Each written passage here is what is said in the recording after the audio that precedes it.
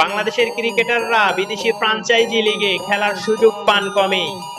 তবে এবার পিএসএল এ খেলার সুযোগ এসেছে বাংলাদেশের ৩ ক্রিকেটারের, নাহিদ রানা, লিটন দাস ও রিশাদ হোসেনের। এই ৩ ক্রিকেটারকেই পিএসএল খেলার জন্য ছাড়পত্র দিয়েছে বাংলাদেশ ক্রিকেট বোর্ড। বিসিবির ক্রিকেট পরিচালক বিভাগের ইনচার্জ শাহরিয়ার নাফিস আজ বিষয়টি নিশ্চিত করেছেন। ১১ এপ্রিল শুরু হবে পাকিস্তান সুপার লিগের এবারের আসর। পিএসএল চলার সময়ই বাংলাদেশে ২টি টেস্ট সিরিজ খেলতে আসবে জিম্বাবুয়ে দল। আর নাহিদ রানা ও লিটন দাস তো বাংলাদেশ টেস্ট দলের তুরুপের তাস। সে কারণেই দুজনের পিএসএল খেলা নিয়ে শঙ্কা তৈরি হয়েছিল। ছাড়পত্র পাওয়ার সেই শঙ্কা আপাতত কেটে গেছে। রিশাদের বিষয়টি কিছুটা ভিন্ন, তিনি এখনো টেস্ট দলে ডাক পাননি। রিশাদ ও লিটনকে পিএসএল এর পুরো মৌসুমের জন্য ছাড়পত্র দিয়েছে বিসিবি।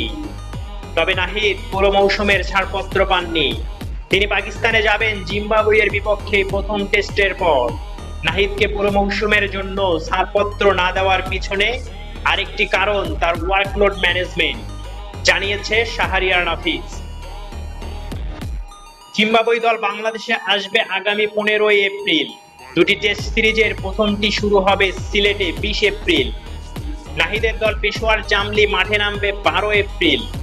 ২০ এপ্রিল জিম্বাবুয়ের বিপক্ষে প্রথম টেস্টের শুরুর আগে পেশোয়ারের ম্যাচ আছে ৩টি, যার সর্বশেষটি ১৯ এপ্রিল। ২৪ তারিখ পর্যন্ত টেস্ট চললে এর মধ্যে ম্যাচ আছে আরো ২টি, মানে কমপক্ষে ৫টি ম্যাচ মিস করতে যাচ্ছেন নাহিদ রানা। লিটন খেলবেন করাচি কিংসে, আর রিশাদকে নিয়েছে লাহোর কালান্দার্স। নিউজটি যদি ভালো লাগে একটি লাইক দিবেন আর চ্যানেলটি সাবস্ক্রাইব করে সাপোর্ট করবেন।